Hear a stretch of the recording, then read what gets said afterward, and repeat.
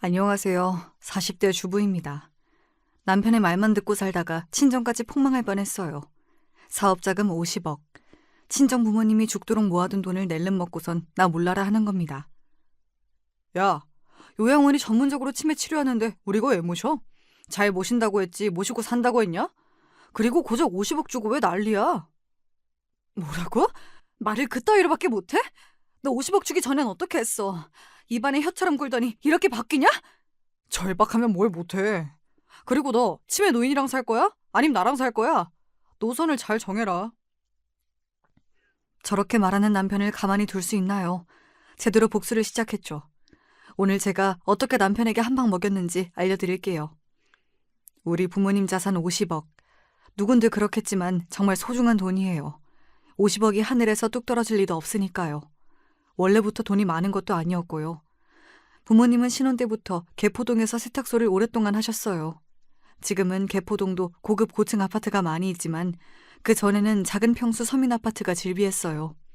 제가 태어나기 전부터 아버지는 그 단층 아파트를 누비면서 세탁물을 수거해왔어요. 5층짜리 아파트에 오르내리는 일도 만만치 않거든요. 엄마도 미싱 돌리면서 옷 수선을 했고요. 손이 발이 되도록 일했다고 하면 맞을 거예요. 부모님은 고명딸인 저를 위해 열심히 사셨죠. 나름 강남에 산다고 기가 죽을까 걱정하셨어요.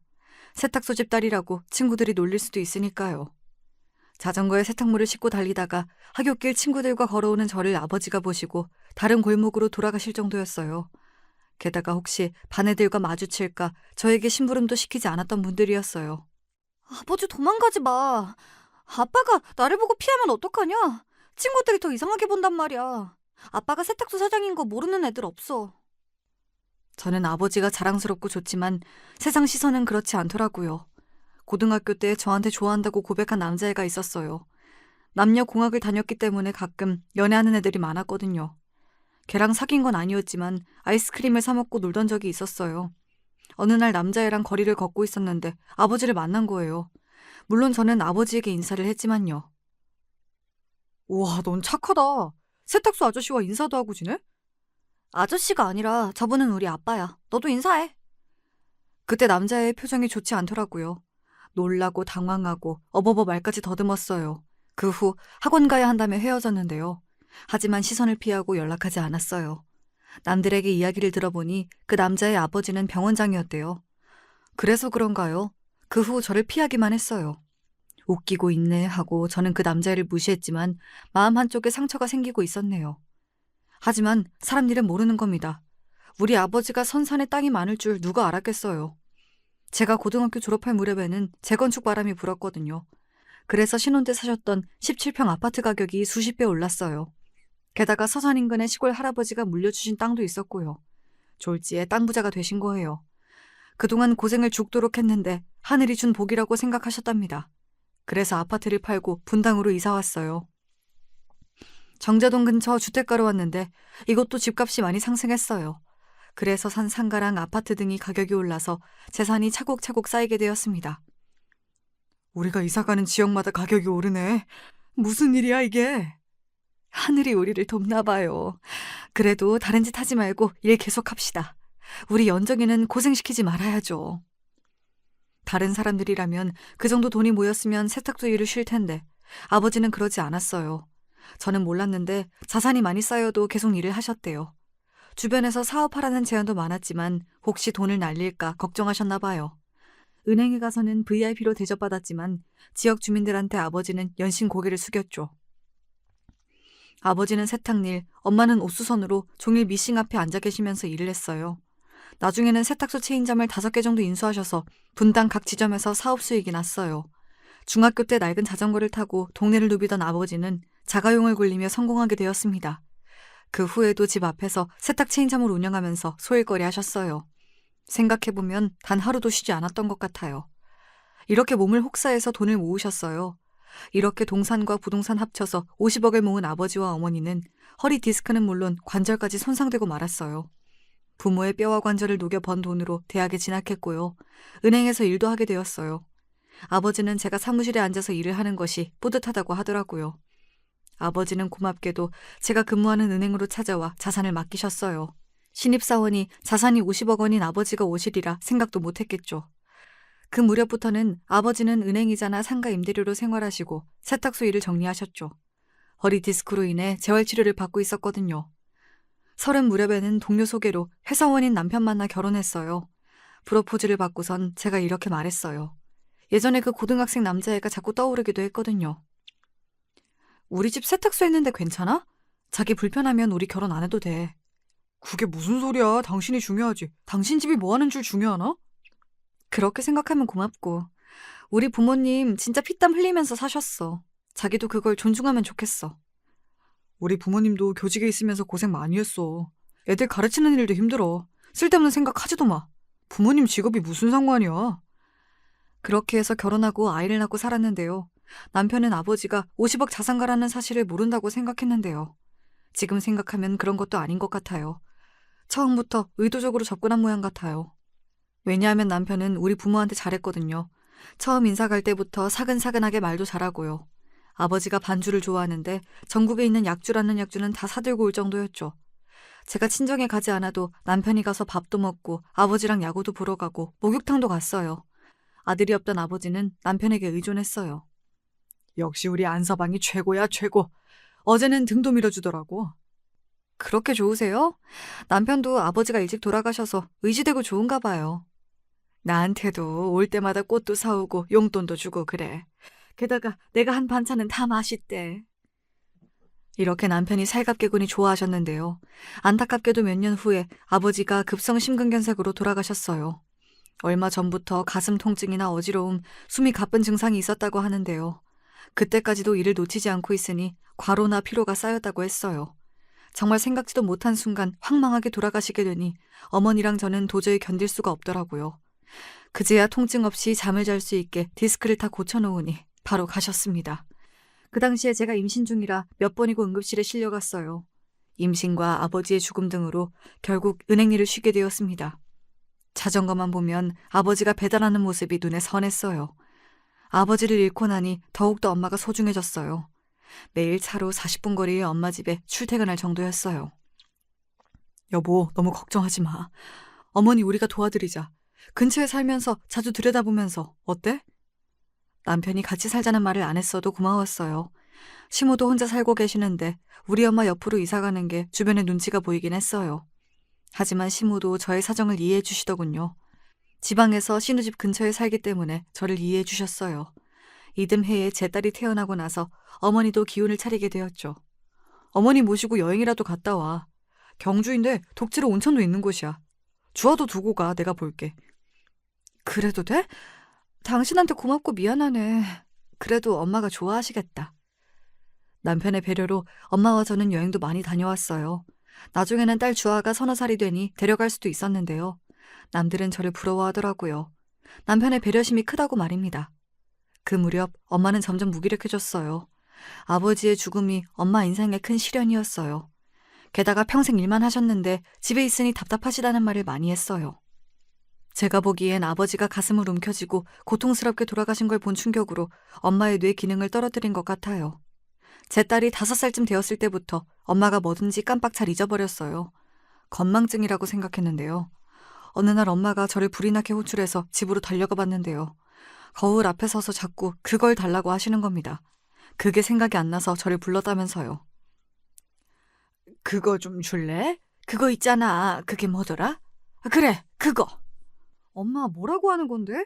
그거라니. 내가 그렇게 말하면 어떻게 알아요? 그거 있잖아. 머리에다 하는 거. 그게 왜 이렇게 생각이 안 나니?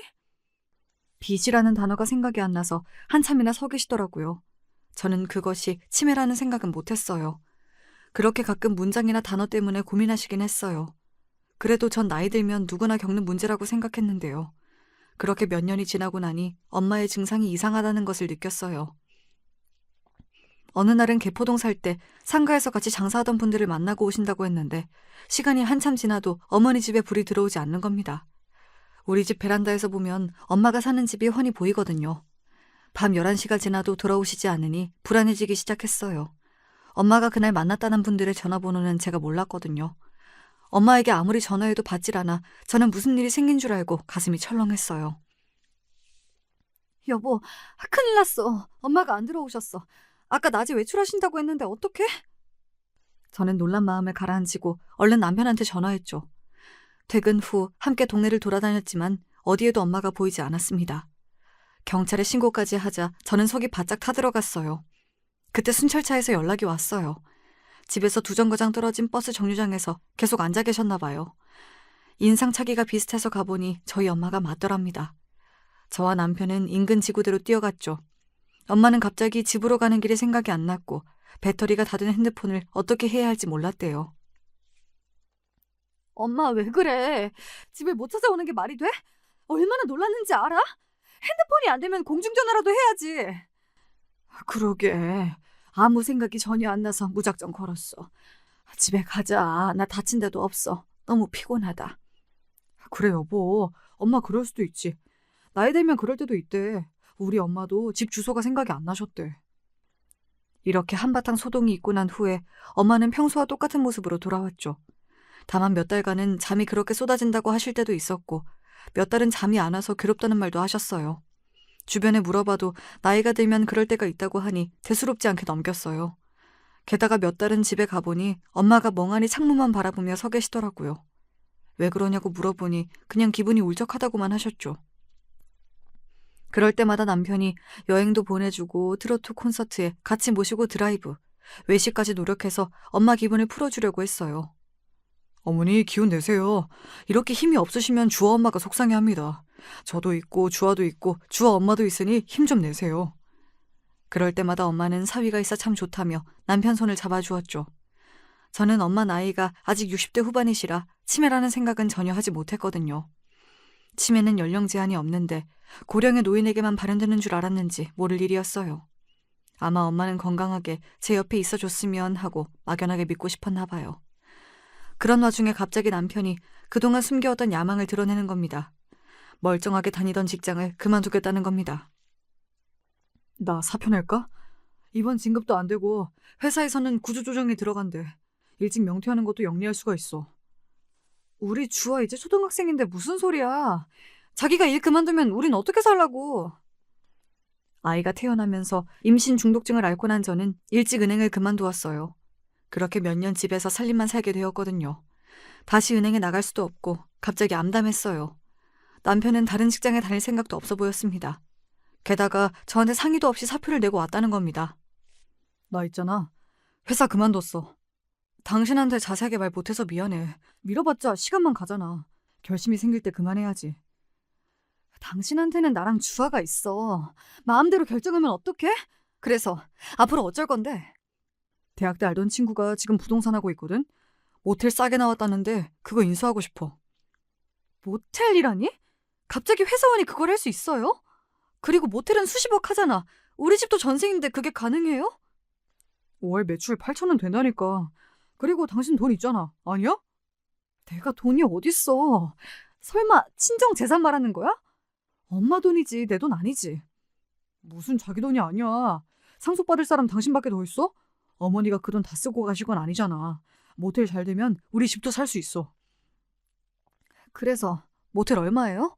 우리가 감당할 수 있는 범위예요? 원래 60억인데 이번에 45억에 해준대. 나머지 5억은 우리 집 사면 되겠다. 40을 넘긴 남편이 해본 적도 없는 모텔 사업을 하겠다고 나섰어요. 그동안 그만두고 싶은 마음이 굴뚝 같았지만 어떤 일을 할지 암담해서 회사에 머물고 있었대요. 회사에서 상사와 마찰이 있었는데 참고 살았대요.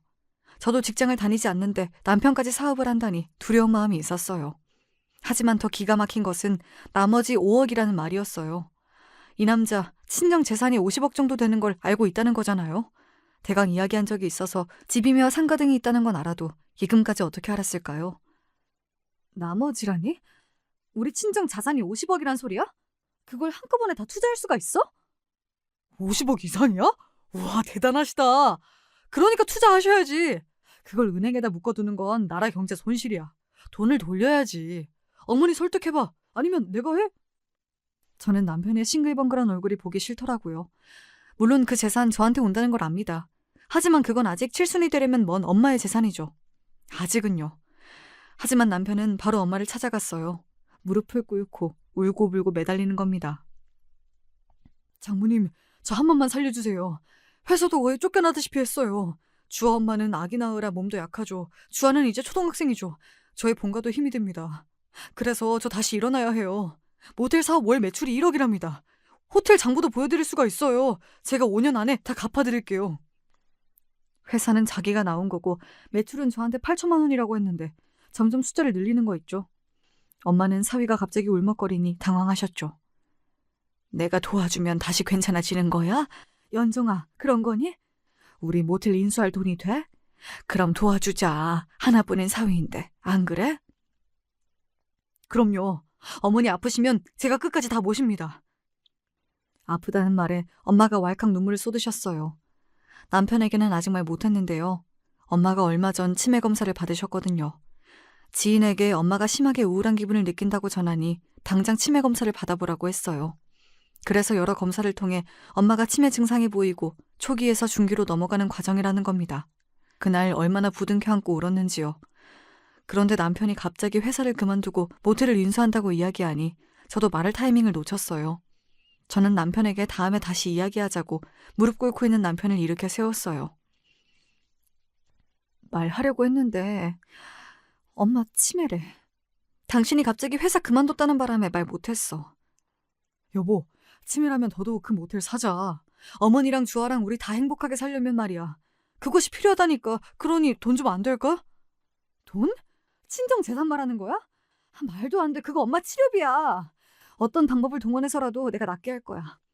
그래, 모텔만 인수하면 우리는 어머니 돌볼 시간이 생기는 거야. 당신이 주아랑 어머니 둘 다 커버가 안 되잖아. 내가 다시 회사 들어갈 수도 없고 말이야. 어머니 내가 잘 모실게. 그동안도 잘해왔잖아. 오랜 고민 끝에 저는 남편에게 돈을 빌려주기로 했어요. 전 재산 50억을 단숨에 줄 수 있었나 했지만 저는 그 절반이 제 유산이라는 걸 알았거든요. 고민했죠. 남편은 월 수익 8천에서 1억이니 5년이 지나면 원금을 갚을 수 있다고 하네요. 그런데 그게 말이니까 쉽죠. 제가 은행원이었는데 그게 계산 안 되겠어요? 돈을 쉽게 갚을 것 같아도 리스크가 생기면 쉽지 않아요. 그래서 저는 선뜻 결정을 내리지 못했습니다. 남편은 답답하다며 가슴을 쾅쾅 쳤어요. 당신 같은 투자자만 있으면 누가 장사하겠어. 뭐가 그렇게 고민이 많아. 사업을 잘 될 것만 생각해야지. 안 될 거 생각하면 되냐? 여보, 그게 아니잖아. 위험성도 참작해야지. 왜 알만한 사람이 그래? 자기 일이면 이성이 날아가? 좀 더 생각해볼래. 그러던 중 엄마와 남편까지 대동하고 병원으로 치료를 받으러 가는 날이었습니다. 엄마는 갑자기 목마르다고 성화를 부리셔서 인근 카페로 이동한 적이 있었습니다. 어머니가 평소에는 배변 실수를 하지 않는데 그날따라 바닥에 오줌을 싸신 겁니다. 그대로 서서 실례를 하셨어요.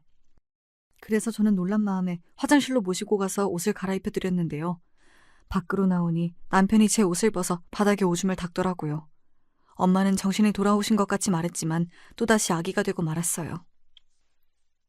아이고, 내 아들 착하네 착해. 그걸 닦아주고. 미안해, 자네한테 면목 없네. 우리 아들 착하다.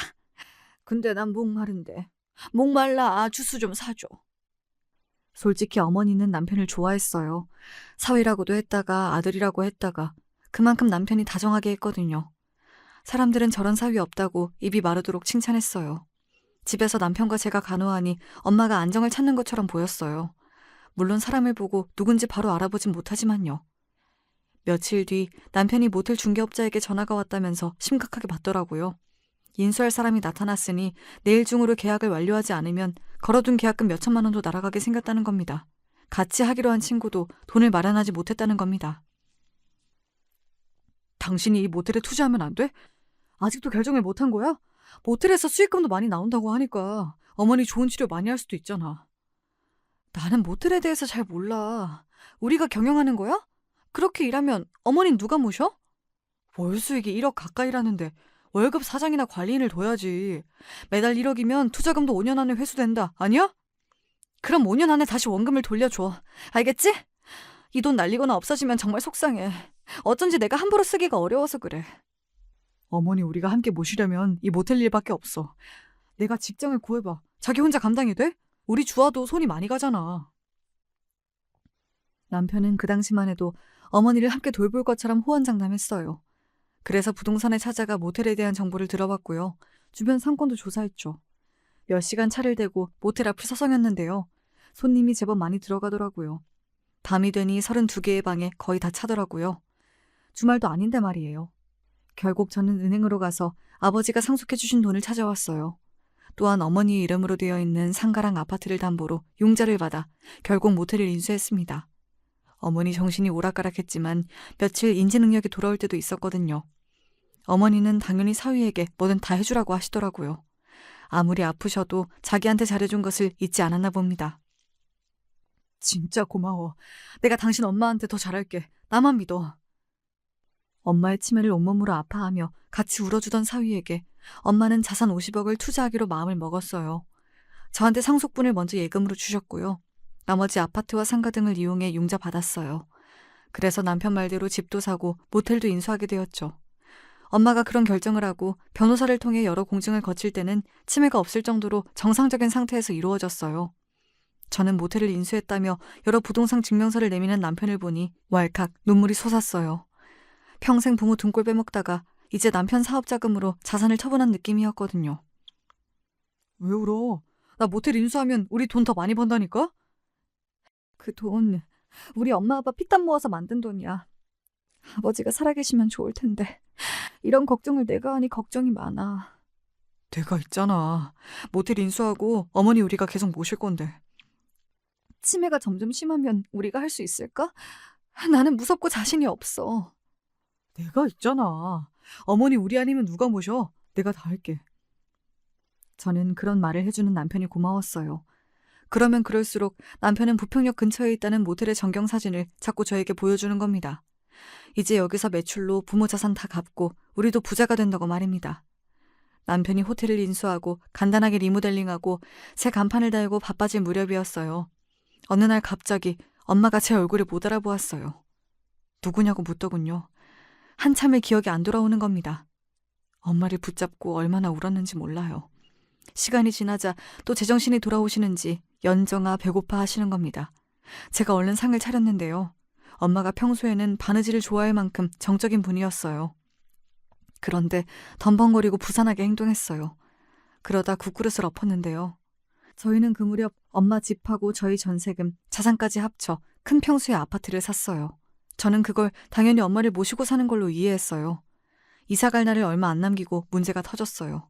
하교하는 딸아이를 데리러 간 사이에 엄마가 집을 나가버렸죠. 의사 말로는 갑자기 나빠질 수가 있다는데 갑자기 안 하던 행동을 계속했어요. 몇 시간을 남편과 함께 헤매며 찾아다녔는데요. 택시를 타고 예전에 살던 개포동까지 갔다고 하네요. 겉으로 봐서는 엄마가 멀쩡해 보이거든요. 연정아, 여기가 어디냐? 정신이 하나도 없어. 근데 아빠는 어디 계셔? 저는 엄마를 보고 목 놓아 울었어요. 평생 고생을 했지만 자산이라도 모아둔 엄마지만 이렇게 아프면 어쩔 도리가 없었어요. 의사는 이사는 나중에 하라고 해서 넓은 집에는 남편과 아이만 짐을 옮기고 제가 엄마 집으로 들어갔어요. 그렇게 시간이 지나 모텔 개업식 날이 되었습니다. 모텔 개업할 당시 시모와 신우를 초대했어요. 10층짜리 모텔을 이용해 놀라더라고요. 모텔 로비에 떡이랑 과일, 돼지머리 등 고사를 지낼 상을 마련했습니다. 남편의 지인들도 와서 축하한다고 꽃다발을 한아름 들고 왔습니다. 사람들의 감탄과 부러움 속에 모텔 개업식을 끝냈어요. 모텔 매출액이 높다는 말에 곧 재벌은 아니지만 100억대 부자가 되는 것이 아니냐고 말이죠. 개업식을 끝내고 주변 상가를 돌며 떡을 나눠주기도 했어요. 그러다 저는 시모와 신우가 중얼거리는 소리를 듣고 말았습니다. 이 정도면 될 사위 할만하네. 그동안 등신처럼 산다고 했더니만 그 집안에서 이렇게 돈이 많을 줄 알았겠어? 네 오빠가 바보냐? 다 알아보고 결혼했는데 무슨 소리야. 이런 것도 진작 차려줘야지. 10년 머슴처럼 부리더니 이제 해줘? 10년에 50억이면 나쁘지 않지. 안 그래? 제가 들어오는지도 모르고 두 사람은 신나게 떠들고 있었죠. 제가 들어오니 그동안 수고했다며 두 사람은 총총히 사라졌어요. 꺼림칙하여 남편에게 이야기했죠. 대릴 사위니 등신이니 머슴 10년에 50억 이런 표현보다 다 알아보고 결혼했다는 것이 걸렸어요. 아버지가 자산을 제 은행에 맡길 때 은행 지점장 이외에는 아무도 모르게 해달라고 했거든요. 저는 남편에게 이야기했어요. 알아보고 결혼한 것이 무슨 말인지 말을 하라고 했죠. 당신이 좋은 사람인지 알아보라는 거 아니야? 그냥 엄마가 하는 말이지. 아들이라고 나 하나밖에 없는데 장모님 모시고 살면 속상하니까. 당신이 이해해. 그리고 난 정말 당신 집안 보고 결혼한 것 아니야. 그때도 말했지만 회사 사장도 자기 딸 중매하겠다고 했어. 거기가 더 자산이 많거든. 남편이 이렇게 나오니 저도 시모랑 신우의 말을 더 이상 담아두지 않기로 했거든요. 하지만 다신 그런 말이 내 귀에 들리지 않게 해달라고 했죠. 시간이 지나니 모텔은 월 매출이 4천 정도는 꾸준히 나왔어요. 8천은 크리스마스 연휴나 휴가철 등에만 가능한 금액이었나 봐요. 아무튼 전문적으로 경영할 수 있는 월급 사장을 고용하니 오히려 개인 시간이 늘어났고요. 남편이 계속 집에 있으니 저는 딸아이 관리에 신경을 쓸 수가 있었습니다. 주아가 피겨스케이팅에 소질이 있어서 빙상 경기장으로 픽업하러 다녔거든요. 김연아 선수처럼 되고 싶다는데 저는 금메달도 필요 없고 사고 없이 배웠으면 좋겠다고 생각했어요. 공부도 소홀히 하면 안 되기에 끝나고 학원이며 과외, 그리고 스포츠 마사지, 발레, 명상훈련 등도 필요한 부분이라 주아는 24시간이 모자라게 생활했어요. 아직 10살짜리 애를 그 먼 길을 혼자 다니라고 할 수도 없어서 차로 늘 데리고 다녔어요. 아빠보다는 엄마가 편해. 옷 갈아입을 때 여자 탈의실에 들어올 수도 있고, 그리고 아빠는 못하면 코지쌤보다 더 혼을 내는 스타일이라 부담되는데. 딸아이도 완강하게 저를 원하니 저는 주아를, 남편은 제 엄마를 책임지기로 했어요. 그러다가 주아가 발목이 약해져 문제가 생겼다는 말을 듣고 좋다는 병원은 다 쫓아다니기 시작했거든요. 아마 그 무렵이었을 거예요. 주간 데이센터라는 곳에서 전화가 왔어요. 안녕하세요. 장강수님 보호자시죠? 오늘 장강수님이 배가 자꾸 아프다고 하시는데요. 병원에 모시고 가야 할 것 같아요. 엄마 이름은 맞는데 데이케어 센터라니요. 그건 또 어딜까요? 딸아이의 물리치료를 마치는 대로 그 센터로 가보았어요. 치매 노인을 낮 동안 돌보는 민간 업체라고 했어요. 노인들 사이에 앉아있던 엄마가 저를 보고 갑자기 울음을 터뜨리는 게 아니겠어요. 왜 이제 왔냐면서요. 예전에 엄마를 잃어버렸을 때 저는 제 핸드폰 번호를 새겨 목걸이를 만들어준 적이 있었거든요. 유아 미아 방지 목걸이처럼요. 센터 쪽에서는 남편에게 계속 전화해도 받지 않았다고 했어요. 집에서 엄마를 돌보겠다고 저랑 약속했는데 데이케어 센터라니요. 물론 그 시설이 나쁘다는 건 아니에요. 하지만 저랑 상의도 없이 이럴 순 없다고 생각했어요. 태연하게 골프를 치고 남편은 집으로 돌아왔어요. 센터에서 엄마를 딸에게 인계했다고 연락한다고 했거든요. 그래서 그런지 술까지 먹고 늦게 들어오는 거 있죠? 지금이 몇 시야? 새벽 2시야. 당신 미쳤어? 엄마를 그런 데 맡겨놓고 술을 마시고 와? 당신이 와서 데리고 갔다고 해서 술 마신 거지. 아니었으면 7시쯤 모시고 왔지. 나랑 상의도 없었잖아. 먼저 그래야 순서지, 안 그래? 너는 애 링크장에 넣어두면 네 시간이 생기지만 나는 어머니랑 종일 있어봐. 은행 업무도 못 봐. 낮에 오는 돌봄이 요양사 계시잖아. 그때 시간이 생기는데 왜 이래? 누가 들으면 당신이 우리 엄마 24시간 보살피는 줄 알겠어? 나야말로 놀아? 아침에는 집안일 대충 하고 주아 관리하면 저녁 9시쯤 들어와. 그 후에 내가 엄마 돌보는 거잖아. 당신은 낮에 몇 시간인데? 치매를 무조건 집에서 돌봐야 한다는 생각을 접어. 거기 센터에서 24시간 보살피면 도움이 된다니까? 좋은 프로그램이 얼마나 많은데. 요양사도 자주 바뀌고 저번엔 갑자기 소리를 질러서 이웃에서 인터폰도 왔어. 나 당신이 돌본다고 해서 모텔도 투자한 거야. 남편이 약속을 어겼다는 생각에 저는 소리를 지르고 말았어요. 그랬더니 남편은 억지를 부리더군요. 그놈의 모텔 이야기. 그게 나만 좋자고 한 일이야? 주아 이제 돈 드는 거 한두 푼이 아니야. 그리고 어머니도 다른 질병 없이 치매니 20년 이상 사실 수도 있어. 그리고 우리 노후 대책? 그거 다 모텔에 달린 거야. 당신 인생이 달려있다고. 무슨 소리야. 당신이 엄마 잘 모신다고 해서 준 거라고 몇 번을 다짐 말았는데. 안 모신 게 뭐야. 안 한 게 뭔데. 이 여자가 진짜 50억 투자했다고 남편 알기를 진짜 머슴으로 아는 거야? 그때 어머니가 방에서 뛰쳐나왔습니다. 그러다가 속옷에 실례를 했어요. 거실 바닥은 이내 축축하게 젖었습니다. 그걸 보더니 남편은 혀를 차며 그대로 집을 나가버렸어요. 저는 엄마의 옷을 갈아입히고 소변을 치웠죠. 생각해보니 남편도 고충이 있었겠죠. 자기 부모도 아닌데 이런 일이 한두 번이겠어요. 저는 주아랑 엄마 관리를 남편과 바꾸기로 다짐했어요. 1년 이상 해온 걸 아빠 보고 하라면 어떡해. 아빠는 혼낸다고. 코치보다 더 소리 지르고. 할머니를 계속 아빠 보고 보살피려고 할 수가 없어서 그래. 엄마가 아빠 보고 그러지 말라고 할게. 엄만 나보다 할머니가 더 중요하지. 어릴 때부터 그랬어. 나는 맨날 뒷전이고.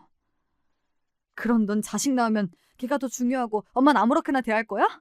말도 안 되는 소리 하지 마. 누가 그렇대? 아무튼 아빠가 불편해서 그래. 다 자기들 마음대로야. 이러면서 아침도 안 먹고 학교 가더라고요. 그래도 남편에게 딸아이 관리를 맡겼어요. 솔직히 둘 다 힘들지만 적어도 남편에게는 자기 피부치인 딸이 정성을 쏟기 편할까 싶었어요. 하지만 애 픽업 시간도 놓쳐 링크장에서 2시간 떨게 만들고 감기 걸려서 병원까지 입원했어요. 도대체 어디에 정신이 팔려 이러는지 저도 모를 정도였어요. 사업을 시작했는데 월급 사정 가지고는 안 되겠어. 걔가 중간에 현금 손님 가로채면 어떡해? 벌써 그런 정황들이 나타났는데 지금 주아가 문제야? 이렇게 당당하게 나오는 거 있죠. 게다가 주아가 아프다는 소식에 시모가 달려왔어요. 남편이 도움을 요청했대요. 저는 엄마 돌봐야 한다고 종종거리고 앉아있으니 말이에요. 하지만 시모는 제 염장을 지르더라고요. 예, 남자 보고 장모 보살피고 딸 뒤치다거리 하라고 하면 되냐? 큰일을 해야지. 모텔이 호텔 되는 건 시간 문제래. 그러면 매출 규모가 다르고. 이제는 남편 괴롭히지 마. 머슴이야? 너희 집 머슴이냐고. 주아는 내가 간호할 테니 넌 너희 엄마한테 가봐. 모든 사람이 저보고 문제가 있다고 하더라고요. 그런가요? 남편이 애당초 엄마를 돌본다고 했으니 저는 약속을 지키라는 것뿐이었는데 말이에요. 하지만 모텔에서 불미스러운 사건이 터지고 말았어요. 불륜 커플이 모텔에서 일을 치르고 있을 때 본 부인이 찾아와 불을 지른다고 난리를 쳤나 봐요. 다행히 화재로 이어지진 않았지만 뉴스에 오르내리다 보니 갑자기 매출이 떨어진 겁니다. 게다가 또 다른 불륜 커플이 있었는데 이번에는 남편이 주차장에서 기다렸다가 죽인다고 난리를 쳐서 집단 난투극이 벌어졌대요. 일련의 사건들이 몇 달간 매출에 직격탄이 되었어요. 여기서 불륜하고 꼭 들킨다 이런 징크스라는데 모텔 투숙객이 절반이 이런 사람들이라니 가정주부인 저는 불쾌하기도 했어요. 물론 그런 사람들이 올지도 모른다고 했지만 눈으로 보이는 결과에 저는 자괴감이 몰려왔어요. 모텔 접자. 이거 뭐 불륜 조장한다고 손가락질 받는 것도 싫고 매출 점점 떨어질 텐데. 넌 사업을 그런 식으로 하냐? 기다려봐. 그리고 불륜이 하루 이틀이야?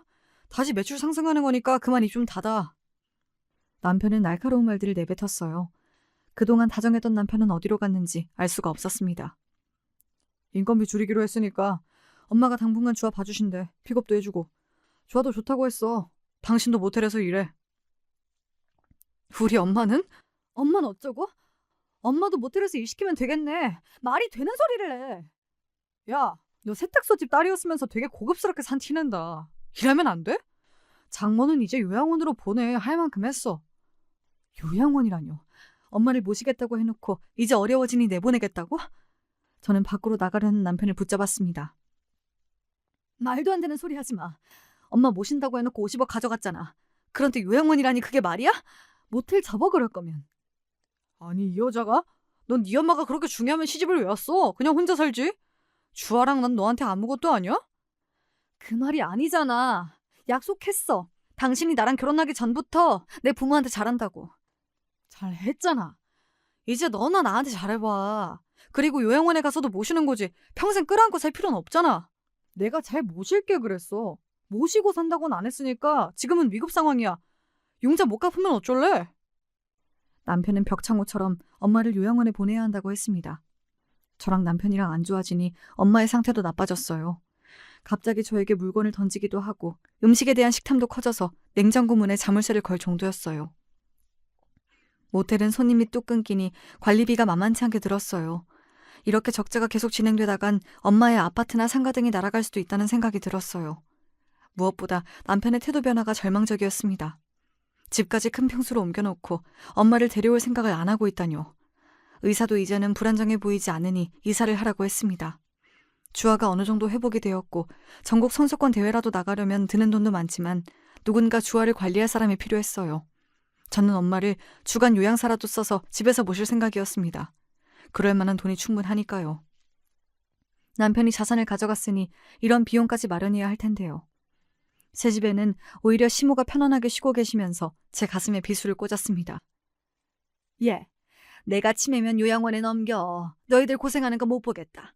너는 네 딸보다 네 엄마가 중요하니? 어떻게 시모가 이런 말을 할까요? 저는 자리에서 벌떡 일어났습니다. 어머니, 그 말씀 명심할게요. 어머니 아프고 병들 때 저는 제 자식만 생각할 테니 얼른 내려가세요. 다시 보고 싶지 않습니다. 얘가? 넌 어디다 화풀이? 내가 뭘 잘못했어? 남편한테 50억이나 투자한 건 엄마 죽을 때까지 모신다고 해서 결정한 일이에요. 근데 이제와 나 몰라라 하는데 어머니가 그렇게 말씀하시면 안 될 일이에요. 돈 필요하니 뭔 말을 못해? 그리고 우리 아들이 네 엄마 모시려고 결혼한 건 아니잖아. 할 만큼 했는데 왜 그래? 그리고 내가 왜 나가? 여기 내 아들 집이야. 네. 그럼 50억 주세요. 그럼 모실게요. 돈 주면 모신다고 약속해서 버린 일이라고 몇 번 말합니까? 됐고, 이 새 집에서 주와 내가 관리할 테니까 너는 너희 엄마 집에 가 있어. 여기도 친정 자산으로 산 거예요. 어머니가 나가세요.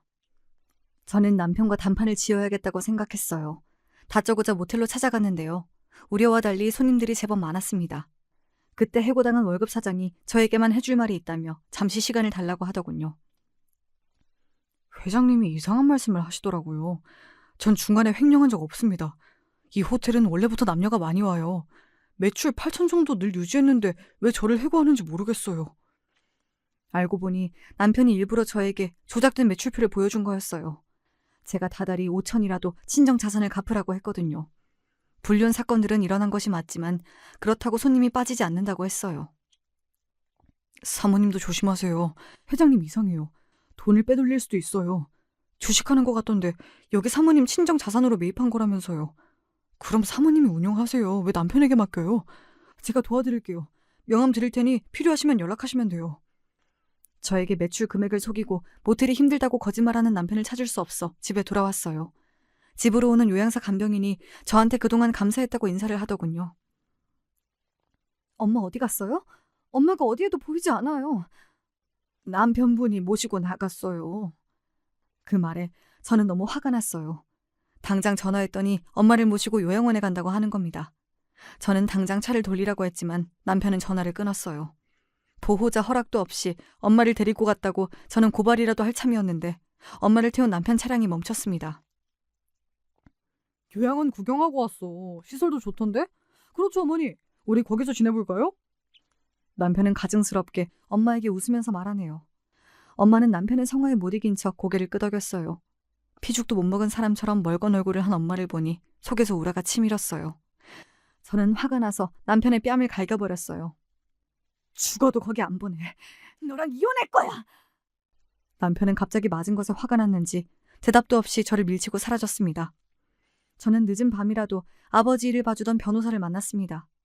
이혼 후 재산을 다 가져오고 싶다고 했어요. 그리고 남편이 매출 전표를 속였고 중간에 횡령한 것도 말해줬어요. 모텔이 제 명의로 되어 있었기에 가능한 일이었죠.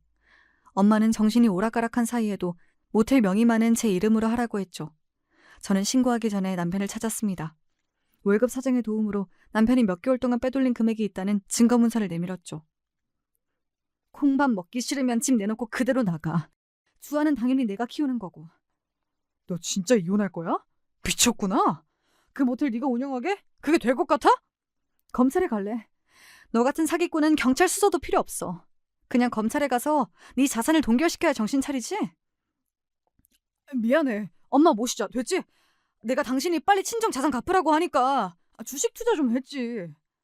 그러니까 아파트 두고 나가라고. 그냥 이혼해. 횡령은 넘어갈게. 너 잘났다. 그래 이혼하자. 됐지? 다 두고 나간다. 저는 그날 남몰래 피눈물을 흘렸습니다. 그동안 우리 집에 자란 것도 혹여 자산 때문인가 싶었습니다. 그래서 다음날 저는 남편을 소개해준 동료를 어렵게 찾아가서 물어보니 자기는 제 아버지가 자산이 50억이 있다는 사실도 몰랐답니다. 알고 보니 동료가 아니라 남편이 회사 일로 업무를 볼 때 자기 회사 사장이랑 은행장 이야기를 직접 들었다고 남편이 이실직고하네요. 창구 3번의 직원 아버지, 자산 50억 자산가라고. 그 이야기는 자수성가와 부동산 이야기를 하다가 나온 말이었대요. 어쩐지 남편은 저를 만나고 싶다고 창구 3번에 얼마나 들락거렸는지요. 게다가 그 당시 사귀는 여자도 정리했대요. 그 말을 들으니 배신감으로 한동안 밥맛도 없었어요. 그래, 50억 있는 줄 알고 장인한테 잘했는데 금방 돌아가시더라. 장모는 치매고 그건 내 잘못이 아니지. 내가 뭐 나 혼자 잘 살자고 자산을 탐냈냐? 너랑 주아랑 다 같이 잘 살자고 한 거지. 거기에 왜 우리 엄마를 빼? 엄마 돈이라고 몇 번을 말했는데? 진짜 모신다고 할지 몰랐다. 다들 요양원 보내잖아. 이혼한다고 하면 될 거 아니야. 이러는 거 아닙니까? 하지만 남편의 만행은 여기까지가 아니었어요. 제가 이혼하자고 하니 모텔을 매입 사기라도 치려고 했어요. 모텔을 10억에 판다고 소문을 내놓고 작자가 나타나면 가짜 계약서로 팔고 나서 그 돈 갖고 도망치려고 했다고 해요. 월급 사정이 다급하게 연락이 오지 않았다면 난감할 뻔했어요. 이건 10억 사겠다는 사람이 신고했기에 남편은 경찰서로 끌려갔어요. 저는 남편과 이혼 서류를 작성했어요. 남편은 구치소에서 서류에 사인을 했죠. 모텔은 제 명의였고 집도 제 명의라 무사히 친정 자산을 보존했어요. 결국 사기를 치는 사람은 뭔 짓을 해서라도 경찰에 잡혀가네요. 초범이라 불구속으로 풀려나 저랑 이혼하고 남편은 사라졌어요. 시모는 초반에 남편을 구명하라고 저에게 난리를 쳤지만 저는 눈 하나 깜짝 안 했어요. 병든 엄마랑 저리 가서 살라고 하셨잖아요. 잘 사세요. 저도 제 갈 길 갈게요. 아가야, 내가 잘못했다. 너희 남편 나쁜 놈 아니잖아. 자식 데리고 살아보려고 하니 이것저것 잘못이 생긴 거지. 한 번만 봐줘. 그동안 충분히 봐줬어요. 기만하는 것도 한도가 있죠. 그만 가보세요. 멀리 안 나가요. 저는 시모를 받아주지 않았어요. 처음엔 울부짖다가 그대로 가시더라고요. 이제야 엄마를 큰 집에 모셨고요. 입주 간병인을 구해서 함께 돌봤습니다. 요양원이 나쁘다는 게 아니었어요. 하지만 엄마는 요양원이 아니라 집에서 충분하게 돌봄이 가능한데 굳이 갈 필요가 없는 게 아니겠어요. 특히 남편이 자기가 모신다고 사업 자금을 달라고 했다면 말이에요. 치매는 마음이 편안하면 증상이 심해지지 않을 수가 있대요. 혼자 집에 계실 때는 대변 실수도 하시더니 큰 집에서는 저와 주아까지 있으니 실수 없이 화장실 간다고 이야기하십니다. 주아는 저랑 다른 돌보미를 구해 번갈아 가면서 도움을 주고 있어요. 주아야, 섭섭하게 생각하면 안 돼. 할머니는 엄마 키우느라 고생 많았어. 그래서 엄마가 갚는 거야. 알겠지? 나중에 아빠 볼 날이 있을 거야. 그래도 주아를 끝까지 생각했어. 아빠가 엄마랑 할머니는 버려도 넌 아니었으니까 너무 슬퍼하지 마. 그렇게 말했더니 딸아이도 알겠다며 고개를 끄덕였어요. 모텔을 처분할까 고민했지만 저는 가족 모텔로 바꾸고 싶었어요. 다들 번화가에 무슨 난리냐고 했지만 1, 2층은 가족 단위 음식점, 3, 4층은 카페나 책방들이 들어오게 하고 그 위에는 가족 단위 투숙객 등에게는 할인 서비스를 하기로 했죠. 모텔에 누가 숙박을 하던 자유지만 가족이란 단어 앞에 막상 들어가기 어색할 수 있잖아요. 매출에 커다란 손실이 있어도 주아에게 부끄럽지 않게 살고 싶었어요. 남편의 본심은 50억을 갖는 것은 아닐 수 있어요. 하지만 엄마를 모시기 싫다는 게 저는 더 충격이었어요. 처음부터 잘해주지 말던지요. 다 할 것처럼 해놓고 받을 것 다 받고 약속을 안 지키면 어떡합니까? 남편은 시골에서 모텔 청소를 한다고 해요. 모텔에서 일하고 싶었는데 잘됐다고 생각했어요. 지금까지 제 이야기를 들어주셔서 감사해요. 도깨비 방망이라도 있으면 엄마 안 모신다고 했을 때 늘씬하게 다듬어 줄 텐데요. 그래야 시원한 복수잖아요. 하지만 제 마음속에서 남편은 영원히 지워졌으니 완벽한 복수겠죠. 이야기 들어주신 분들도 댁내 평안하시고 행복하세요.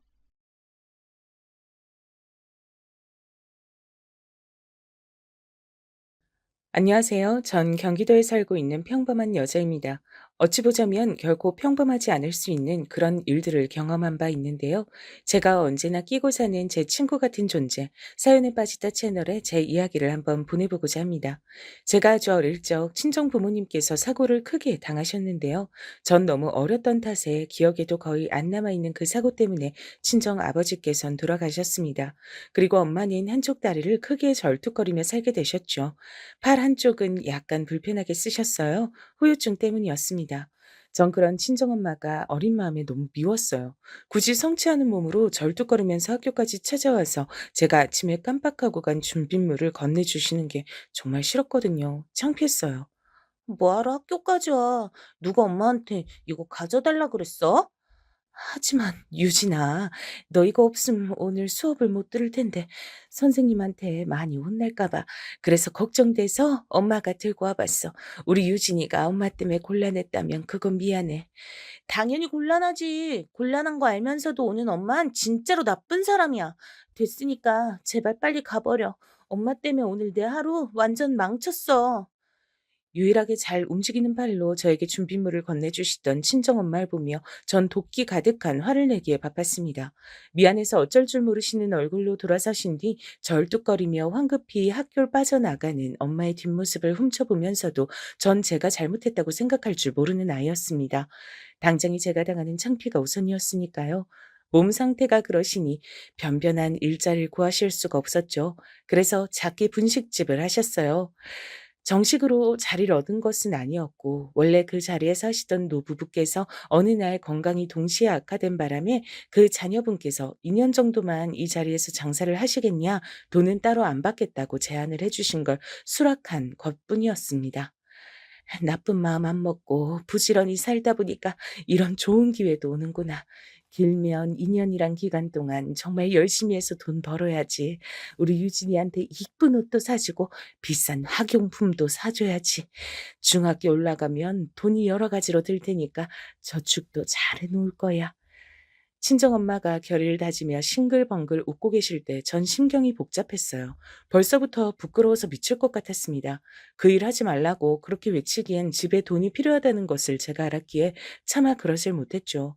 대신 엄마가 작은 분식집 안에서 고군분투하시던 모든 나날 동안 그 앞으로는 한 번도 하교를 하지 않았습니다. 일부러 빙 돌아서 길을 다녔어요. 유진아, 학교 마치고 들려 떡볶이 좀 먹고 그래. 나 떡볶이 별로 안 좋아해. 안 먹고 싶어. 그래? 떡볶이 좋아하는 거 아니었어? 엄마가 알기론 우리 유진이가 떡볶이 귀신인데 이상하네. 엄마가 떡볶이 잘 만들어. 그니까 맛 좀 봐. 전에 팔던 맛보다 더 맛있다고 애들이 그렇게 말을 해주더라.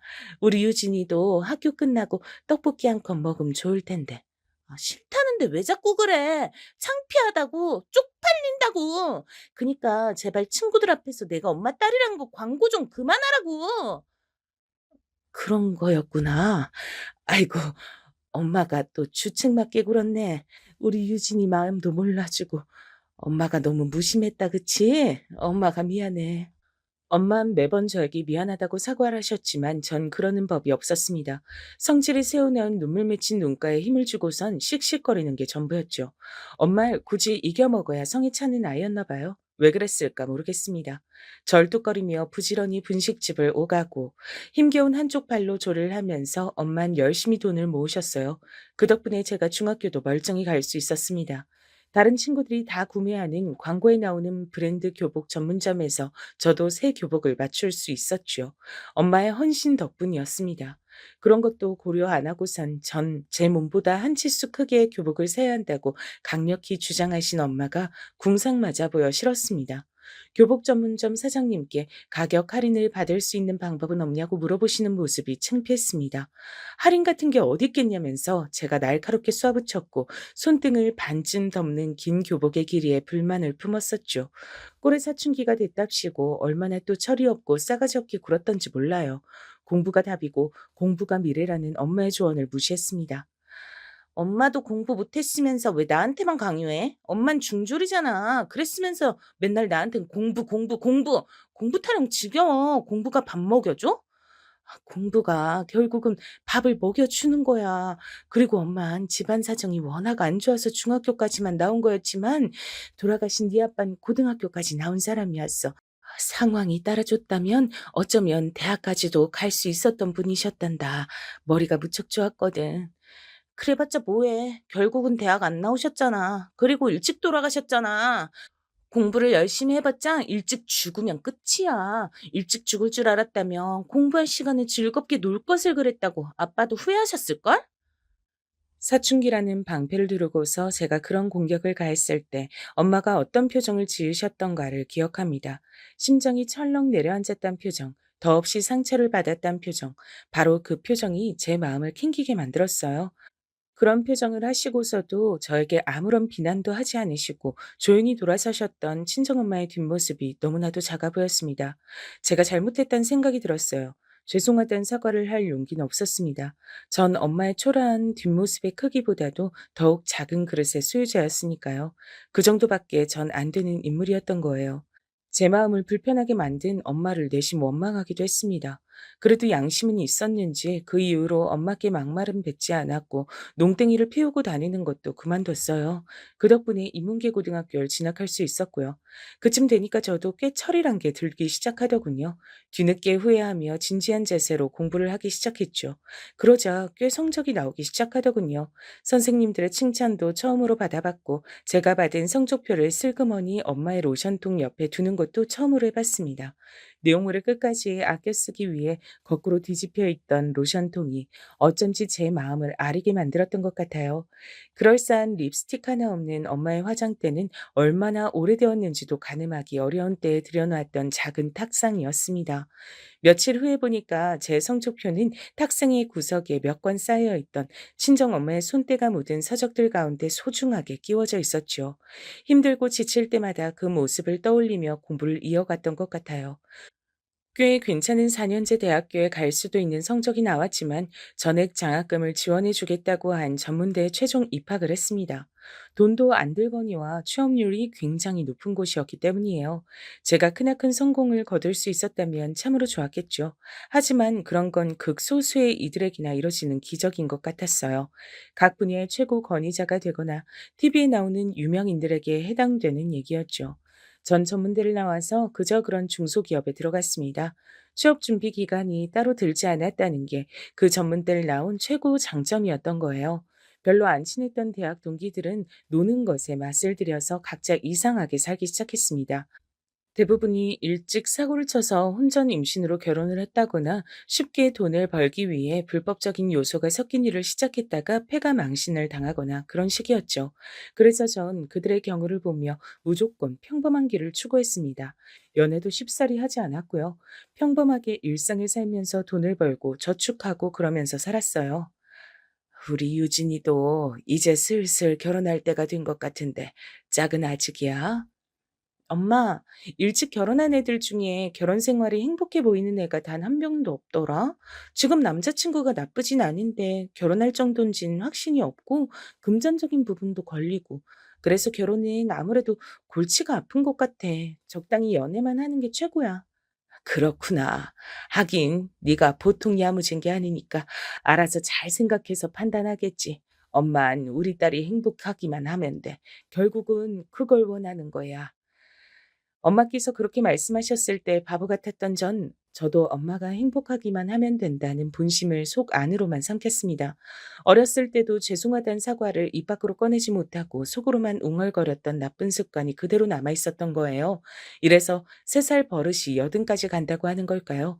나이가 들어서도 어엿한 사회인이면서도 전 엄마 앞에선 어딘가 철없이 구는 면모가 남아 있었던 듯 싶네요. 엄마를 향해 내심 죄송하게 생각하는 부분들이 많으니까 속으로 찔려서 괜스레 겸연쩍게 군 것이죠. 이런 제 자신을 진정으로 후회하게 되던 땐 엄마가 쓰러지신 후였습니다. 병원에서 한참을 검사를 받았어요. 그럼에도 원인이 안 나와서 서울의 대학병원을 전전한 끝에 희귀병이라는 허무하고도 절망스러운 진단을 받았습니다. 계속 건강 상태가 악화될 일만 남았는데 뚜렷한 치료법은 아직 안 나와 있고 정기적으로 병원 다니면서 때마다 적절한 약을 쓰는 수밖에 없다고 했어요. 와, 진짜 어쩜 이렇게 한 사람의 인생이 이 지경으로 기구할 수가 있을까 싶어서 엄마를 향해 인간 대 인간으로서 너무 안쓰러운 마음이 들었습니다. 게다가 하나밖에 없는 자식도 고작 저 같은 인물이었죠. 너무 죄송해서 돌아버릴 것 같았어요. 그 날로부터 딱 반년 뒤에 전 결혼식을 올렸습니다. 만나던 남자친구하고 결혼을 해버린 거예요. 살다 보니까 은근히 부모님 건강 문제라든지 그런 것 때문에 결혼을 서둘렀던 사람들이 꽤 있더군요. 저도 그 경우에 해당이 됐습니다. 남편하고 제가 둘 다 나이가 30대였고 만난 지도 꽤 됐으니 언제고 결혼 얘기가 나와도 이상하지 않은 상황이었으나 이상하리 많지 둘 다 결혼엔 미지근한 태도였던 것 같아요. 그럴 만도 했던 게 전 결혼에 썩 긍정적인 입장이 아니었고 남편은 양친이 안 계셨습니다. 별로 결혼에 대한 좋은 생각을 하면서 자라날 환경이 아니었던 겁니다. 날 낳아준 엄마란 사람이 자식들 버리고 집을 나갔을 때가 내가 9살이었고 내 동생 녀석이 고작 5살 때였어. 그래서 난 내 동생을 생각하면 조금 짠한 마음이 들어. 나는 어쨌거나 엄마하고 이런저런 추억이 남아 있는데 동생은 어렸기 때문에 기억이 남은 것도 아무것도 없다고 하거든. 그냥 집안에 남아있던 사진 몇 장으로만 엄마를 본 게 다였어.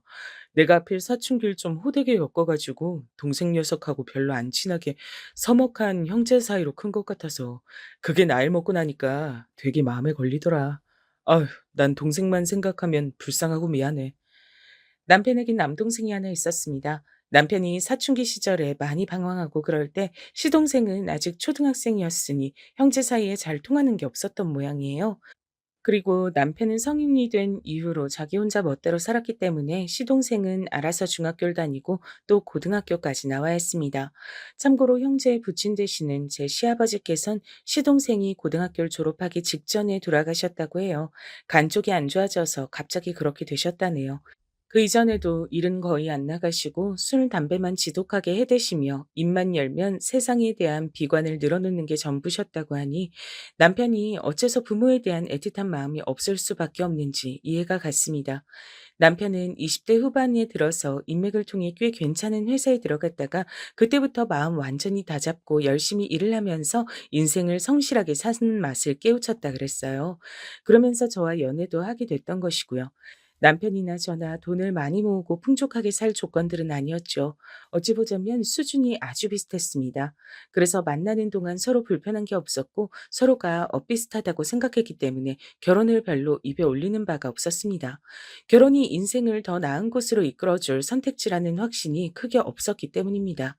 하지만 전 엄마의 희귀병 앞에서 조급해졌고 결혼을 했습니다. 막상 하고 나니까 예상보다 마음이 편안해서 놀랐어요. 이래서 다들 결혼을 하고 사는구나. 결혼하기 전까진 아무리 잘 사귀고 있어도 그냥 교제를 하는 상대일 뿐이었는데 결혼을 하고 나니까 이 남자가 내 가족이 됐어. 이제 남이 아닌 거야. 진짜로 나에게 가족이 하나 더 생긴 거야. 엄마뿐이었던 저의 인생에 다른 가족이 하나 더 생겼다는 실감이 났을 때부터 왠지 모르게 남편의 존재가 더욱 소중하게 여겨졌습니다. 좋아하는 마음은 좋아한다고 말을 뱉고 난 이후부터 진짜로 시작된다는 표현을 들어보셨나요? 제가 마치 그런 현상을 겪고 있었어요. 결혼 전엔 진지한 생각이 없었지만 결혼을 하고 나니까 많은 것들이 귀중하고 애틋하게 여겨졌습니다. 남편에게 최선을 다하며 잘 살아보겠다는 다짐이 저절로 들더군요. 그리고 저에게 새로 생긴 가족은 남편뿐만이 아니었어요. 남편의 유일한 형제인 제 시동생도 해당이 됐고요. 거기에 또 한 명이 더 있었습니다. 시동생의 아내, 제 동생이었습니다. 제가 느끼기론 제 남편은 말로만 불쌍하고 미안한 내 동생이라고 하는 거지 막상 행동으로 그것을 드러내는 사람이 아니었어요. 그렇게 할 수 있을 정도로 유연하고 부드러운 사람이 못 됐습니다. 오래 사귀어 봤기 때문에 제가 그런 부분들은 잘 알았죠. 속으로나마 자기 동생을 진짜로 애틋하게 여기는 건지 아닌지도 솔직히 확신이 없었고요. 사람 자체가 잔정이 깊은 스타일은 절대로 아니었어요. 암튼 남편이 자기 동생하고 그저 그렇게 지내는 형국인데 제가 뭐라고 시동생과 절친하게 지내겠나요? 딱히 그럴 건덕지가 없었죠.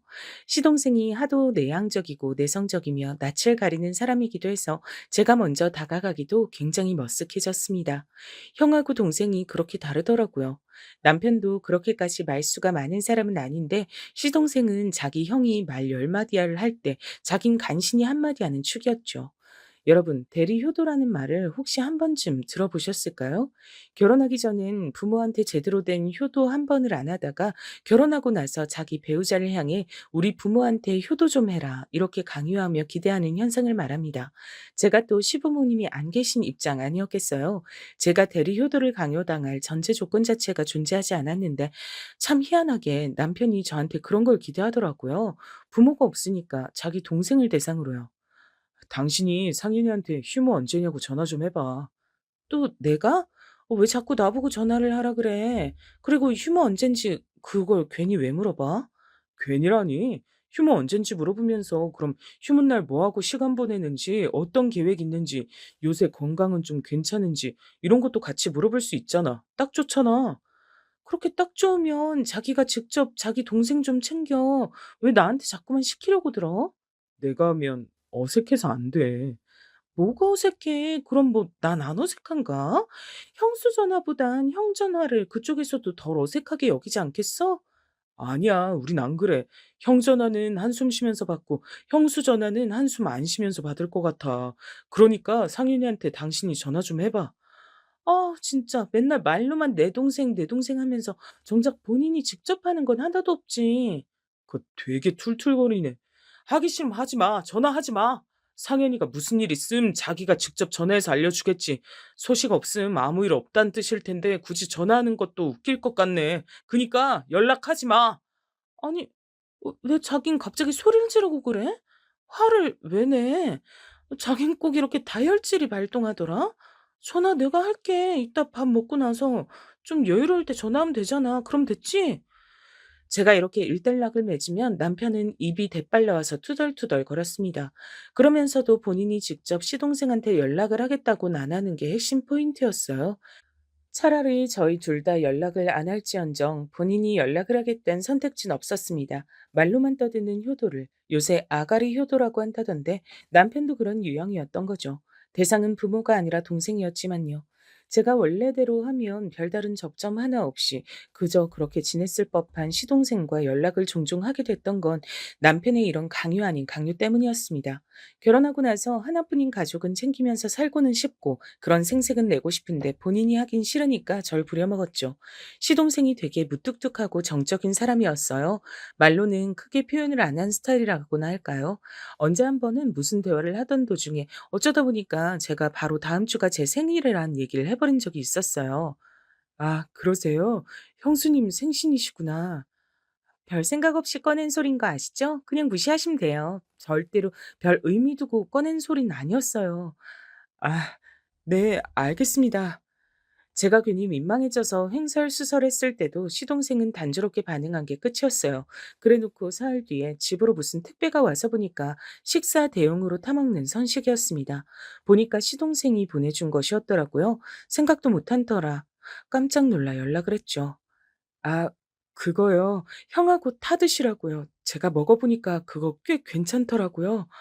어머나, 혹시 제 생일이라고 사서 보내주신 거예요? 아닙니다. 그냥 보냈습니다.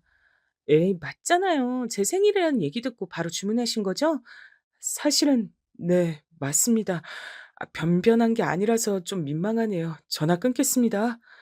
시동생은 도망을 치듯이 전화를 끊어버렸어요. 되게 민망해하던 그 반응은 절 피식 웃음 짓게 만들었죠. 사람이 좀 뻣뻣해서 그렇지 속은 따뜻하다는 게 겪을수록 느껴졌어요. 속빈 강정하고는 거리가 먼 인물이었습니다. 속에 진심이 가득 차 있었습니다. 솔직히 인물이 좋은 건 아니었는데 볼수록 어딘가 정감이 가는 인상이었어요. 진실된 느낌이 묻어나온다고나 할까요? 게다가 성격이 진중하고 진솔되니까 그런 매력이 또 있었네요. 반면에 남편은 인물이 꽤 괜찮은 편이었습니다. 호쾌한 인상이었거든요. 이런 걸 두고 남편은 시덥지 않은 소리를 종종 뱉었습니다. 당신, 내가 살면서 가장 많이 들어온 소리가 뭐였는 줄 알아? 글쎄, 잘 모르겠는데? 바로 형만한 아우 없단 소리야. 그런 소리를 피식피식 웃으면서 뱉던 꼬라지가 절 어이없게 만들었습니다. 본인이 시동생보다 하여간 더 잘났다고 생각하고 있었죠. 이런 성격의 남편과 진중하고 사뭇 진지하기까지 한 시동생은 서로 잘 맞지 않았습니다. 두 성격이 아예 상극에 가까웠죠. 그래서 만약 시동생만 있었다면 제가 별로 그렇게까지 그쪽과 교류하며 잘 지내는 일은 없었을 거예요. 동서라는 존재가 있었기 때문에 연결고리 역할이 됐습니다. 제가 타고나길 친화적인 성격은 아니에요. 빨리 철이 안 들어서 엄마를 향해 모진 소리를 다 뱉으며 큰 것만 봐도 알 수 있듯이 말입니다. 그런 제가 처음부터 동서는 마음에 들어 했어요. 첫눈에 들어오는 동서의 특색이 있었기 때문입니다. 동서는 한쪽 다리를 살짝 저는 사람이었어요. 그리고 한쪽 볼 아래쪽에 화장으로도 미처 다 가려지지 않는 자국이 있었죠. 그게 화상 자국이라고 하더라고요.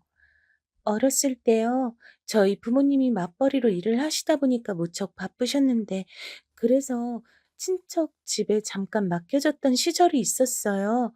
그런데 하필 그때 친척 집에 화재가 났던 거예요. 워낙 어렸을 때였으니까 그때 기억이 선명하진 않아도 많이 다쳐서 고생했던 것만은 생생하게 머릿속에 남아있네요. 아프다고 자주 울었던 것 같아요. 세상에, 동서 너무 안 됐다. 얼마나 아프고 힘들었을까. 친척들이 일부러 집에 불을 지른 건 아니라고 하지만 그래도 혹시 같이 살던 친척들이 원망스럽진 않았어? 나였다면 친척들도 원망스러웠을 테고 날 거기다 맡겨둔 부모님도 미웠을 것 같아. 음, 아니요. 별로 그런 원망은 안 해봤어요. 그냥 제가 남들보다 조금 운이 나쁜 사람이라고만 생각하면서 살았어요. 민망하게 웃어 보이던 동서의 얼굴은 위쪽에서 바라보면 화상 자국이 전혀 보이지 않아 어여뻤습니다.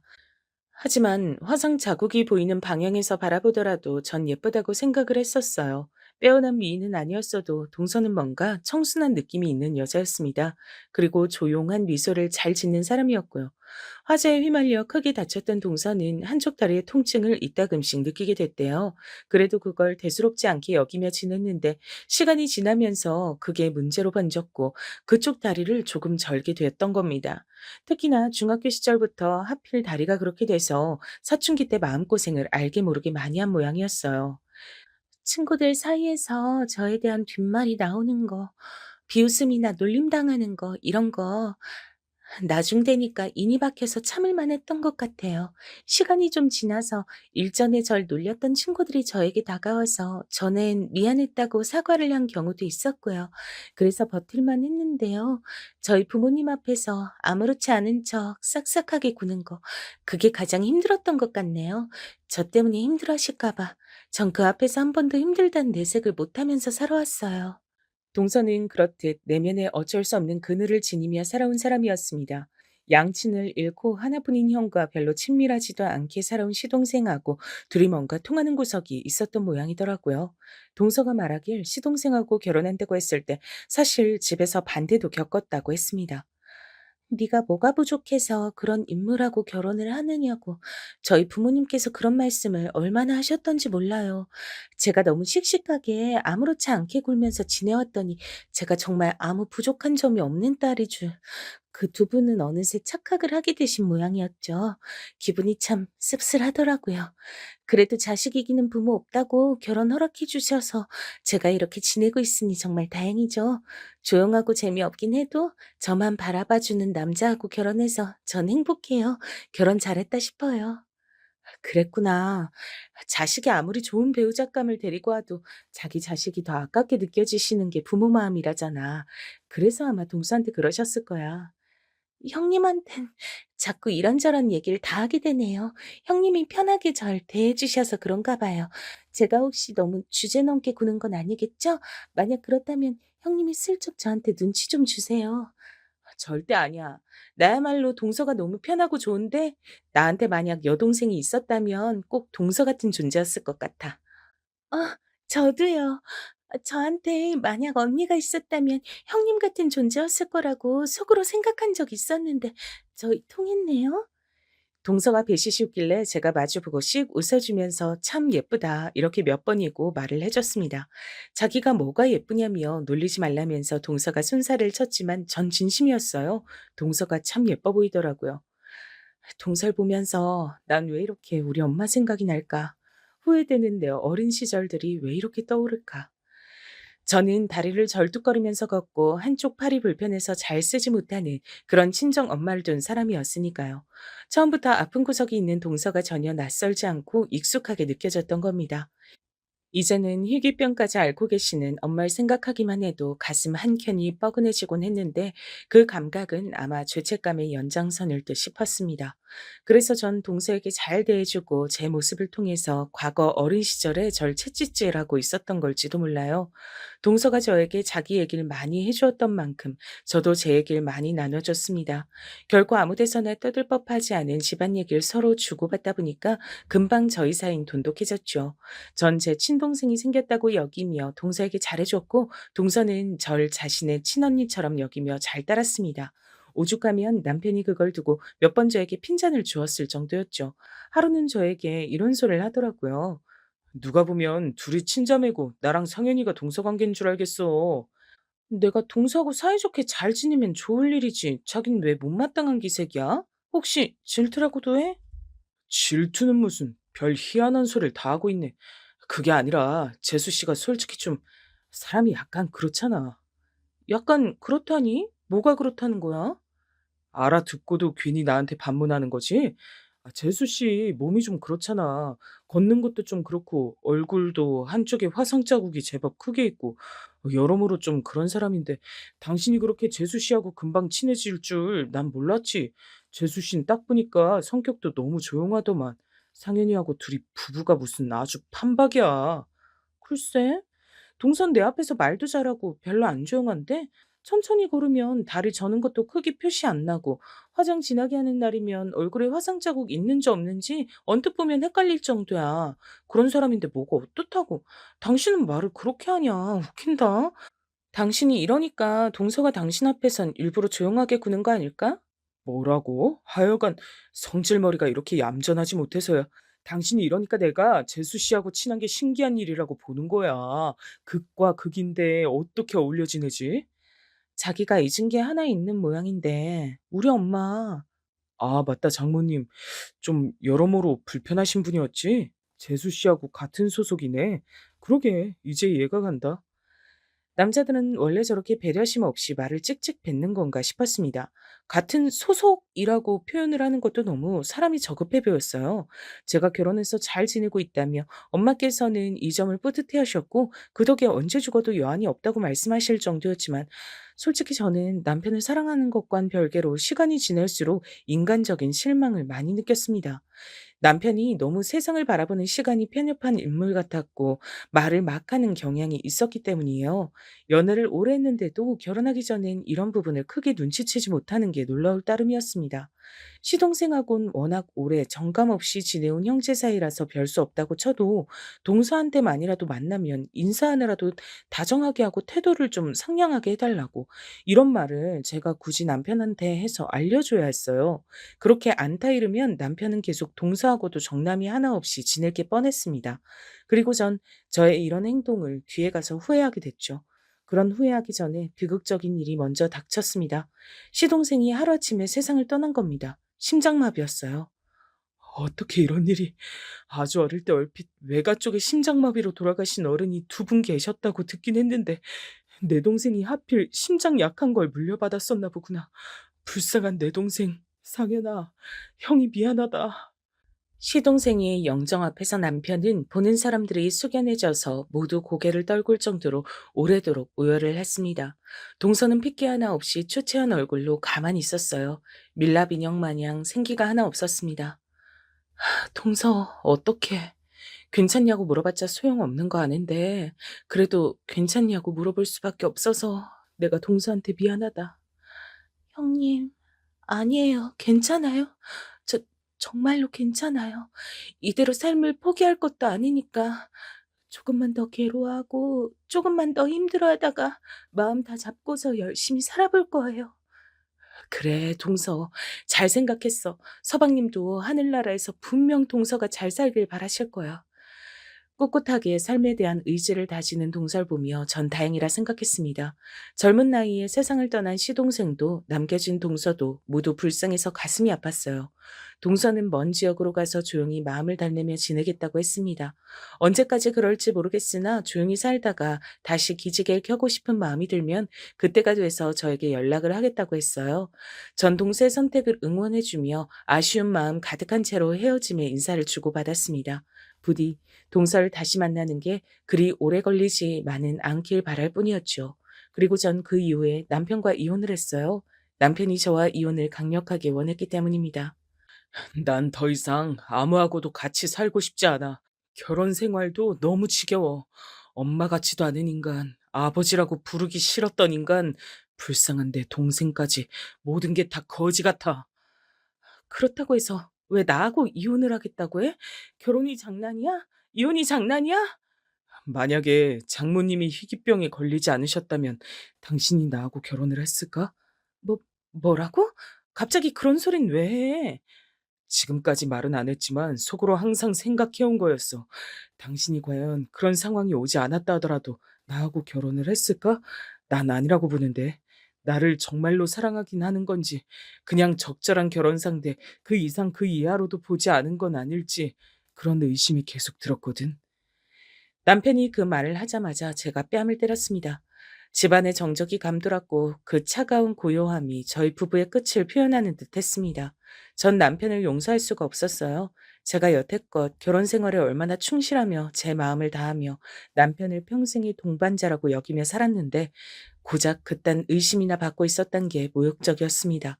그리고 남편은 저에게 뺨을 더 맞아줄 수도 있으니까 제발 이혼이나 해달라 그랬죠. 제가 대답을 안 하자 제 앞에서 무릎을 꿇으며 거듭 이혼 의사를 밝혔습니다. 이렇게 병들어 버린 결혼 생활 더 이어가봤자 무슨 소용이 있겠나 싶어 이혼을 해줬습니다. 남편에겐 미련이 없었는데 엄마에게 죄송해서 면목이 없었어요. 엄마, 미안해. 내가 또 나답게 굴어버렸어. 잘난 거 하나 없고 잘해낸 거 하나 없는 그런 나다운 모습을 엄마한테 또 보여주고 말았네. 남들 다 하고 사는 결혼 그거라도 잘 해낼 줄 알았건만 내가 스스로를 과대평가했나 봐. 유진아, 괜찮아. 실패해도 괜찮고 쓰러져도 괜찮아. 우리 유진이 뒤에서 엄마가 다 지켜보고 있어. 네가 쓰러지면 얼른 달려가 일으켜 주려고 준비 중이고 네가 실패하면 얼른 어깨 두드려주면서 다시 해보란 용기 불어넣어 주려고. 엄마는 항상 그런 준비가 되어 있는 채로 사는 사람이야. 그니까 이번에도 괜찮아.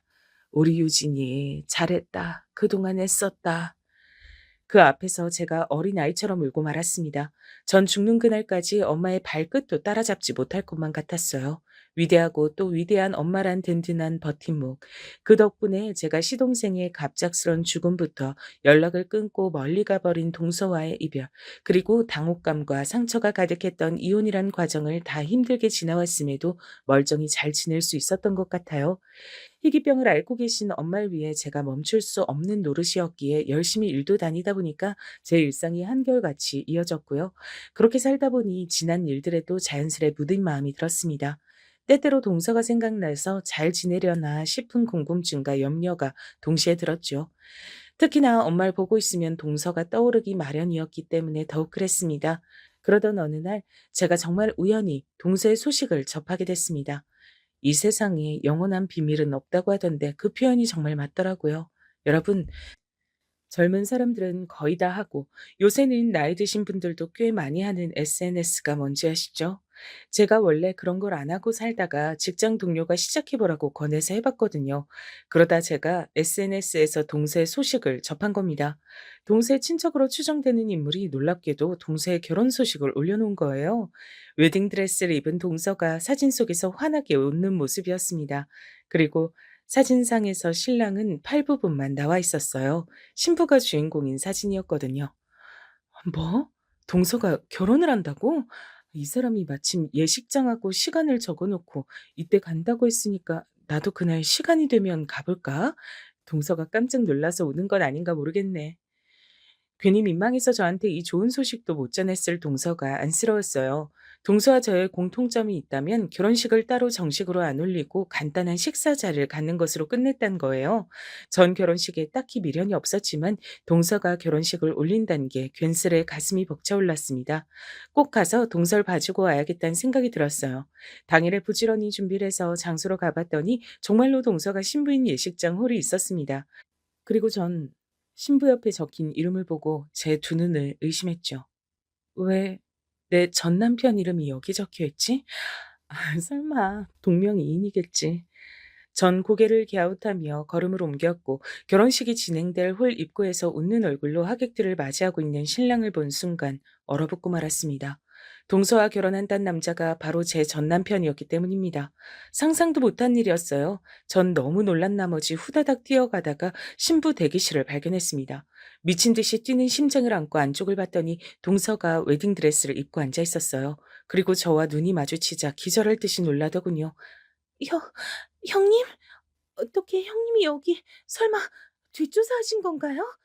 뒷조사라는 단어가 나왔던 것부터 동서가 떳떳하지 못하다는 것을 눈치챘습니다. 그때부터 심장이 조금 진정되었고 머리가 차갑게 식기 시작했어요. 아니, 믿을지 모르겠지만 100% 우연으로 동서 소식 접하고 여기 오게 된 거야. 근데 동서 오늘 누구하고 결혼해? 설마 내가 잘 아는 사람 아니겠지? 형님, 죄송해요. 어쩌다 보니 이렇게 되고 말았습니다. 사람 마음이란 게 생각처럼 움직이는 게 아니잖아요. 죄송하니까 너그럽게 봐주세요. 오늘 결혼식 날이잖아요. 조용히 가주시면 제가 다음에 연락드리고 찾아뵐게요. 뭐? 죄송하니까 봐달라고? 와, 진짜 어이가 없다. 내가 알던 동서가 맞아? 사람이 아주 딴판인데 지금까지 연락 한 통 없었고 내 전 남편하고 결혼 준비를 하고 있었으면서 잘도 다음에 연락을 주겠다. 그 말을 지금 나보고 믿으란 거야? 어떻게 자기 죽은 남편의 형하고 결혼할 마음이 들었어? 아니, 이게 지금 가능하기나 한 일이야? 세상 사람들한테 돌팔매질 당하고 쌍욕 먹을 결혼이야 이거. 근데 뭐가 그렇게 자랑스러워서 결혼까지 올려? 왜요? 전 결혼식 올리면 안 돼요? 얼굴에 화상 자국 있고 다리 좀 절면 결혼식도 올리면 안 되나요? 혼인신고할 생각도 딱히 없고 그냥 결혼식 올린 다음에 둘이서 알콩달콩 살고 싶은 마음이었어요. 이게 그렇게 큰 욕심도 아니잖아요. 세상에 이해? 필요 없어요. 갑자기 눈빛이 돌변한 동서의 얘기를 듣고 전 어릴 적에 어떤 어른께서 저에게 해주셨던 말씀이 떠올랐습니다. 몸이 불편한 사람들이 대체로 갖고 있는 것, 바로 그것을 저희 엄마께서는 희한하게 가지고 계시지 않아 그것이 신기하고 존경스럽다는 얘기였어요. 그건 바로 자격지심이었습니다. 전 지금 동서의 얼굴에서 자격지심을 보고만 참이었어요. 동서, 이거 하나만 좀 물어보자. 왜 하필 그 인간이야? 왜 내 전 남편 같은 인간이냐고. 동서한테는 시숙이었잖아. 근데 왜 이런 추잡한 관계를 맺을 생각을 한 거야? 그 인간이 먼저 동서한테 수작을 부리던? 그 인간이 동서 보고 몸 불편한 사람이라고 얼마나 낮잡아 봤었는데. 동서, 만약에 속은 거라면 정신 차려. 절 바보로 하시네요. 수작질에 넘어가는 바보라고. 형님이야말로 전 약 보고 계시는 중이네요. 형님, 이런 판국이니까 솔직하게 말씀드릴게요. 전 오빠가 잘생겨서 좋았어요. 당당하고 활기차서 좋았어요. 저도 그런 남자랑 결혼해서 살아보고 싶었어요. 형님처럼 두 다리 멀쩡하고 얼굴 피부가 매끈한 사람만 그런 남자랑 결혼하는 법이 있어요? 동서가 씩씩거렸고 전 기가 막혀서 말문이 턱 막힌 채로 허탈하게 웃으며 돌아섰습니다. 동서는 혹시 제가 깽판이라도 칠까봐 불안한 눈빛으로 절 끝까지 주시했죠. 전 이 황당한 상황을 정리하고 싶어 일단은 화장실에 들어갔어요. 근데 세면대 앞에 있던 여자들이 대화를 주고받고 있었습니다. 듣자 하니까 다들 하객 알바를 하러 온 모양이었죠. 그럼 그렇지 떳떳하지 않은 결혼식이라 죄다 하객 알바를 고용한 것이었습니다. 이제 어떻게 해야 하는지 고민하던 저는 문득 화장실에 장애인 전용 칸을 바라보다 친정 엄마를 떠올렸습니다. 갑자기 오늘 이 순간을 후회로 남기고 싶지 않아지더라고요. 고장 나가서 홀 안에 신랑 측 하객들을 살펴봤어요. 이쪽도 하객 알바로 가득했지만 느낌상 전 남편의 직장 동료들로 추정되는 인물들도 꽤 있었습니다. 직장 동료들 앞에서 결혼식을 올릴 생각으로 뿌듯한 미소를 짓고 있는 전 남편을 슬쩍 쳐다본 뒤 전 예식장 밖으로 나가 케찹을 구입했습니다. 토마토 케찹 2개를 구입해서 그걸 들고 성큼성큼 예식장 홀로 들어섰죠. 상간녀, 상간남의 결혼식장에서 폭로를 잘못했다가 명예훼손인지 뭔지 하는 걸로 고소당했다는 일화를 인터넷에서 본 게 떠올랐어요. 그래서 전 제가 할 수 있는 선 안에서 최선을 다하기로 했습니다. 혹시라도 제가 난리를 칠까봐 그게 걱정이었던 건지 동서가 파리해진 안색으로 신부 대기실에 있다가 이제 신부 입장을 위해 이동하려던 참이었습니다. 저는 조금의 망설임도 없이 그쪽으로 다가가서 케찹을 발사했어요. 안 돼, 내 드레스. 어? 미안해. 내 손이 미끄러졌어. 저녁 식재료로 산 건데. 아까워라. 세탁비 물어줘야겠다. 얼마야? 5만 원? 10만 원? 형님, 미치셨어요? 이제 이걸 어떡하란 거예요? 하얀 드레스에 빨간 오물이 묻다니. 아무래도 그쪽만 묻은 건 너무 튀니까 다른 쪽도 다 뿌리는 게 낫겠다. 그러면서 전 케첩을 더 뿌렸습니다. 거대한 웨딩드레스에 갇힌 동서의 몸은 절 피할 수 없었고 비명을 지르며 저에게 당하는 수밖에 없었습니다. 예식장 직원들이 모두 기함을 하는 사이 저는 걸음을 옮겨서 홀 안으로 향했어요. 마침 신랑 입장 순서 직전이었습니다. 전 씩씩하게 걸음을 옮기려던 남편에게 다가가서 거침없이 나머지 케첩을 확 뿌렸습니다. 얼굴을 향해 뿌렸는데 가슴팍으로 조준이 됐더라고요. 고맙게도 옷 중에서 그 부분만 하얀색이었기에 단번에 망쳐놓을 수 있었죠. 이게 대체 무슨 어 어 당신 아니 어떻게 그건 내가 묻고 싶은 말이다 인간아. 어떻게 하면 대체 자기 죽은 동생의 아내하고 결혼식을 올릴 마음이 들었어? 주둥이로만 허구한 날 불쌍한 내 동생 이지랄하면서 행동으론 한 번도 자기 동생 안 챙길 때부터 내가 그 썩은 인성 알아보긴 했었지. 하늘에서 네 동생이 널 저주하고 있을 거다 이 양심 없는 미친놈아.